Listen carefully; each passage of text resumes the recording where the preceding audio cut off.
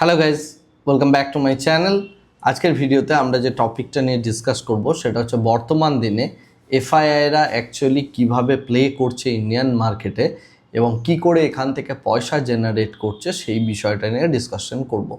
তো আমরা গত শনিবারের যে এপিসোডটা করেছিলাম সেখানে এফআইআই, এফডিআই, এপিআই এরা কিভাবে ইনভেস্টমেন্ট করে, তাদের ফিলোসফি কী থাকে এবং তার সাথে সাথে এই সমস্ত যারা ফরেন ইনভেস্টর হয় বা ফরেন ক্যাপিটাল হয় সেই ক্যাপিটালটা কিভাবে যাচ্ছে বা কিভাবে ট্রান্সফর্ম হচ্ছে সেই বিষয়ে ডিটেল একটা ডেটা ব্যাকড আমি একটা অ্যানালিসিস করেছিলাম এবং সেখানে আপনাদেরকে আমি এইটা দেখিয়েছিলাম যে এই ফরেন মানির কথা বলা হচ্ছে সেটা স্টক মার্কেট থেকে বেরিয়ে গেলেও এটা ইন্ডিয়ান যে ইকুইটি রয়েছে বা যে ডেট ইন্ডাস্ট্রি রয়েছে তার মধ্যে থেকে কিন্তু পুরোটা বেরিয়ে যাচ্ছে না।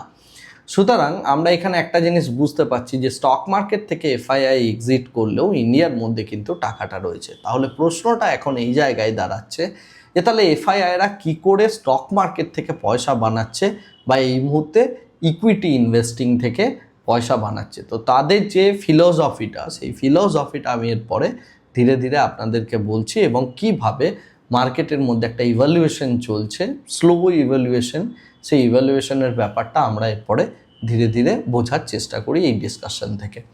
তো প্রথম কথা হচ্ছে আমরা যদি 1990, 2000 সাল এই সমস্ত সময়গুলোর কথা ভাবি তাহলে আমাদের ইকুইটি ইনভেস্টার আমাদের দেশে অনেক কম ছিল, রাইট? এবং যে কারণে আপনি 1990 থেকে শুরু করে যদি আমরা টোটাল ফাইন্যান্সিয়াল মার্কেটের হিস্ট্রি দেখি তাহলে ইকুইটি, মিউচুয়াল ফান্ড, ডেট এই সমস্ত জায়গাগুলোয় কখনোই নর্মাল যারা রিটেলার ছিলেন তারা ইনভেস্টমেন্ট করতেন না।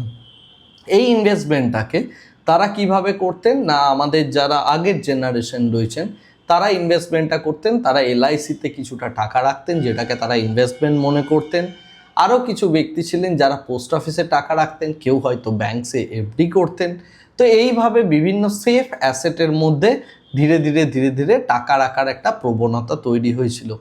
যারা একটু রিস্কি অ্যাসেটে পয়সা ইনভেস্টমেন্ট করার কথা ভাবতেন তারা কিন্তু শেয়ার বাজারে আসতেন না। তারা এই টাইপ অফ এই রকম যে কালচারটা চলছে সেই কালচারের ওপর বশবর্তী হয়ে তারা এই টাইপের কোনো কোম্পানি খুঁজতেন। যে কারণে আপনি যদি দেখেন 1990 থেকে শুরু করে 2014-15 অবধি বেশ ভালো রকমের প্রচুর পরিমাণে ইন্ডিয়া জুড়ে স্পঞ্জি স্ক্যাম তৈরি হয়েছে, যেখানে ইনভেস্টমেন্টের যে ফিলোসফি ছিল সেই ফিলোসফিটা ছিল যে আমি একবার একটা লামসাম অ্যামাউন্ট দিয়ে দেবো, 3 বছর 4 বছর পর আমি একটা রিটার্ন গড়ে তুলবো। এই প্রমিসটার ওপর বেস করে বিভিন্ন রকমের পঞ্জি স্কিমগুলো তৈরি হয়েছে।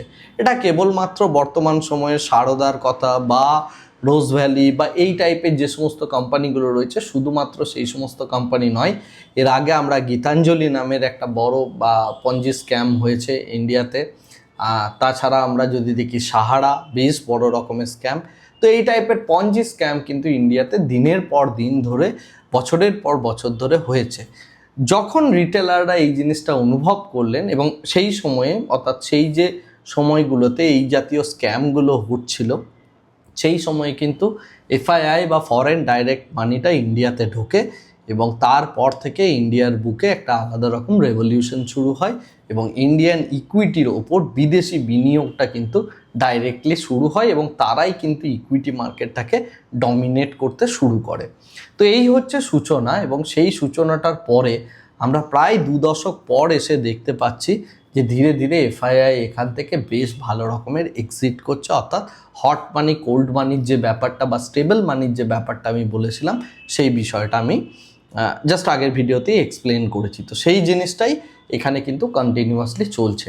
এখন যেটা বিষয় যে এই জায়গাতে আমরা দেখছি রিটেলাররাও ধীরে ধীরে ধীরে ধীরে এখানে কিন্তু আসছে এবং ইকুইটিতে ইনভেস্টমেন্ট করছে।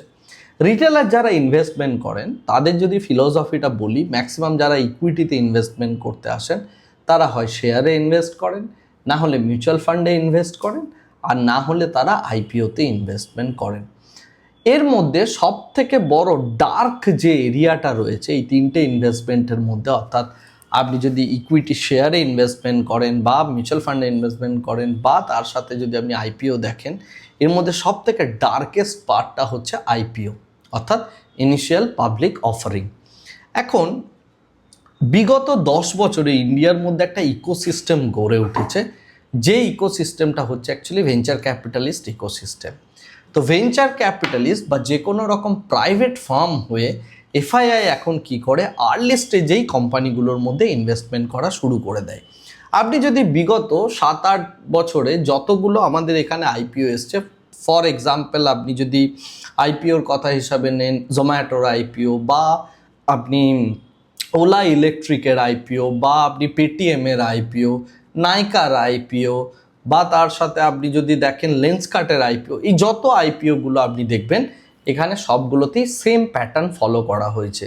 কি না, 2014 পরবর্তী সময়ে যখন এই জাতীয় পঞ্জি স্ক্যামগুলো ইন্ডিয়াতে বন্ধ হয়ে গেল, তার পরবর্তীকালে যে জিনিসটা ইন্ডিয়াতে এলো ধীরে ধীরে, সেটা হচ্ছে ইকুইটি ইনভেস্টমেন্ট। মানুষ ধীরে ধীরে ইন্টারনেটের অর্থাৎ ইউটিউব, ফেসবুক, সোশ্যাল মিডিয়ার বিস্তারের সাথে সাথে equity investing, options trading, future trading এবং মিউচুয়াল ফান্ড, এই ব্যাপারটার মধ্যে একটা ব্যাপক বড় রকমের একটা রেভলিউশন দেখলাম, যেটাকে সম্পূর্ণভাবে ত্বরান্বিত করলো আমাদের যে কোভিড ক্রাইসিস রয়েছে তার পরবর্তী সময়ে। ভালো রকমের একটা ইকুইটি মার্কেটের বুম, তার সাথে সাথে মার্কেট ইউফোরিয়া, এবং এই যে এক্সেস ক্যাপিটালটা বা কোভিডের সময় যে মানি প্রিন্টিং হয়েছিল, সেই পুরো ক্যাপিটালটা এসে কিন্তু ইকুইটি মার্কেটে ঢুকতে শুরু করলো। এর আগে থেকেই পুরো প্ল্যানিংটা ছিল। বড় যারা রিটেলার আছেন তারা কিন্তু ভেঞ্চার ক্যাপিটালিস্ট হয়ে প্রচুর ফার্মে ইনভেস্টমেন্ট করছেন বা করে রেখেছিলেন। এখন তারা রিটার্নটা বানাচ্ছেন কি করে? তারা তো ভিসি হিসাবে বা প্রাইভেট ইকুইটি হিসাবে অলরেডি ইনভেস্টমেন্ট করে নিচ্ছেন ছোট ছোট বিভিন্ন যে সমস্ত ফার্মগুলো রয়েছে সেগুলোতে।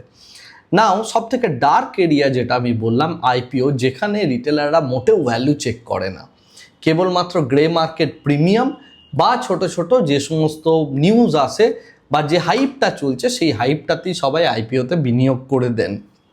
তো এখন এই যে আইপিও যে ভ্যালুটাতে লিস্টেড হচ্ছে বর্তমান সময়ে, যত আইপিও নেবেন আপনি সবগুলো হচ্ছে ওভার প্রাইসড, এবং তার সাথে সাথে প্রত্যেকটা কিন্তু ভ্যালুয়েশনকে রীতিমতো পাম্প করে আপনার আইপিও আসে, এবং রিটেলাররা যেহেতু চেক করেন না তাই তারা ওই ভ্যালুয়েশনে প্রত্যেকটা জিনিস কিনে নেন বা সেইগুলোর মধ্যে পয়সা অ্যালোকেট করেন। যারা কেবলমাত্র ইনিশিয়াল গেনের জন্য এই ট্রেডিংটা করছেন তাদের ক্ষেত্রে বিষয়টা আলাদা, কিন্তু লং টার্মের এমন একটা স্টোরি আপনার চোখের সামনে চলে আসে, আপনি ভুলবশত সেই জায়গাটার মধ্যে ইনভেস্টমেন্ট করে দীর্ঘদিন থাকতে চান। ফলত কি হয়, ভেঞ্চার ক্যাপিটালিস্টরা বা তাদের যে টাইম পিরিয়ডটা আছে, যে টাইম পিরিয়ডে তারা সেল করতে পারবেন না, সেই টাইম পিরিয়ডটা যেই ওভার হয় তারপর থেকে একটা সেলিং প্রেশার কিন্তু প্রত্যেকটা আইপিওর মধ্যে আমরা দেখতে পাচ্ছি।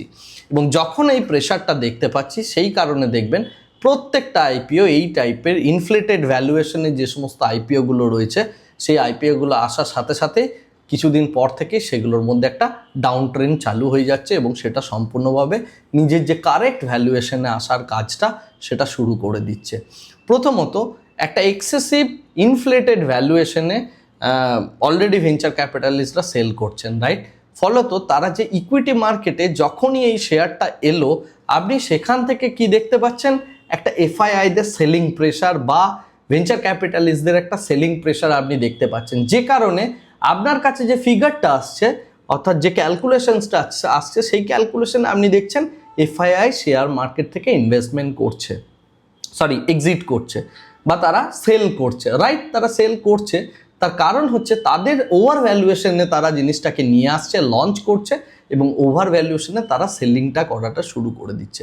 আর তারা বাইং করছে কখন? প্রাইভেট ইকুইটিতে থাকার সময়। They are taking risk, they are putting money, huge পরিমাণ পয়সা ইনভেস্ট করছে, ইনফ্লেট করা হচ্ছে, এবং এই গেমটা কিন্তু বারে বারে চলছে, রাইট? এবং এই গেমটার মধ্যে কোনো রকমের কোনো লিগালি কোনো ভুল নেই, কিন্তু এথিক্যালি এটা সম্পূর্ণভাবে ভুল, এবং এটা এথিক্যালি ভুল হওয়ার সাথে সাথে আমরা যেটা দেখতে পাচ্ছি, রিটেলারের পয়সা ধীরে ধীরে ক্ষয় হচ্ছে। আপনি ওলা ইলেকট্রিক থেকে শুরু করে যত আইপিওস এসছে বিগত 7-8 বছরে এই স্টোরিটাকে ফলো করে আপনি দেখতে পাবেন ম্যাক্সিমাম জায়গায় সেম প্যাটার্ন ফলো করা হয়েছে। তো এই কারণে আপনি এফআইআই এর এক্সিটের প্রাইসটাকে অনেক বেশি দেখতে পাচ্ছেন, আর উল্টো দিক থেকে তারা কিন্তু প্রফিটই বুক করছে। তারা যে লস বুক করছে এবং ইন্ডিয়াতে যে অপরচুনিটি নেই, এটা কিন্তু একটা ভুল অ্যাজাম্পশন। এটা একটা ডিফারেন্টভাবে গেমটাকে প্লে করা হচ্ছে, এবং সেই গেমটাকে প্লে করার ফলেই রিটেলাররা পয়সা লস করছে, মার্কেট প্রেসারে রয়েছে, আর এফআইআইয়ের এক্সিটটা আপনি দেখতে পাচ্ছেন। আশা করি এই ডিসকাশনটা থেকে আপনি পুরো গেমটা বুঝতে পারলেন। লাস্ট দিনের ভিডিওর যে ডটগুলো ছিল সেই ডটগুলোকে আমি কানেক্ট করে বিষয়টাকে একটু অ্যানালিসিস করার চেষ্টা করলাম। আশা করি আপনার এই ভিডিওটা সম্পর্কে কি বক্তব্য সেটা আপনি আমাকে কমেন্ট সেকশনে জানাবেন। আজকের ভিডিওটাকে আর এর থেকে বেশি দীর্ঘায়িত করছি না, ভিডিওটাকে এই জায়গাতেই স্টপ করছি। Thank you very much, bye bye, tata.